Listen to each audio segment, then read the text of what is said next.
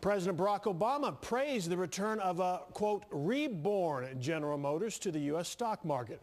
The president says it shows some of the tough decisions made during the financial crisis are now beginning to pay off. GM stock started trading at $33 a share, jumped $3 in the first few minutes, but ended up closing at about $34 a share, up $1.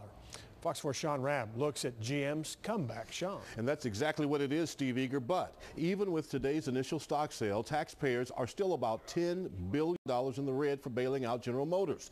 The government cannot sell any more of its stake in GM for at least 6 months.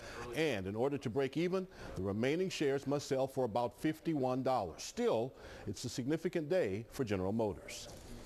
Oh, happy day at Friendly Chevrolet as General Motors is back from bankruptcy.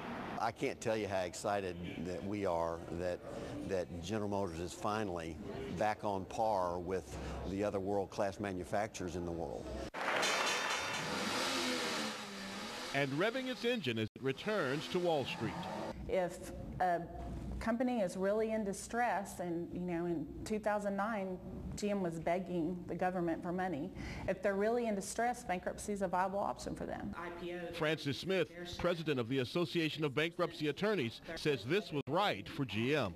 I think it's been an amazing transformation for them. They, back in June 2009, their stock was trading at less than $1 a share. They had $46 billion in debt. Now, debt's been reduced to around $8 billion. I think it looks really good for General Motors in the future.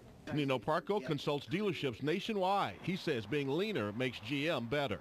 Through the restructuring and through the closing of the plants, the build down, they're building more for the demand rather than trying to push just this mass quantity of product upon the dealer, which really stresses the dealer. Well, what we're seeing is better than what we might have seen. This bankruptcy revival might not have worked at all. GM is showing some profitability, some signs of life, but we're just at the first step on a very long, very hard journey. There's a lot of things that could go wrong for GM, and there's just uncertainty out there. Uncertainty, GM dealers say, may be slow to ease. There still is credit that is not quite as robust, and it's not quite as lenient as it has been in the past years. So it's not going to be all of a sudden. It's going to be a gradual rebound. But Mark Eden says there's doubt that GM will ever reach the 16 to 17 million annual new car sales they enjoyed in the years before the economy bottomed out. And whatever their new success will certainly depend on whether the economy bottoms out again. Sean RABB, Fox 4 News.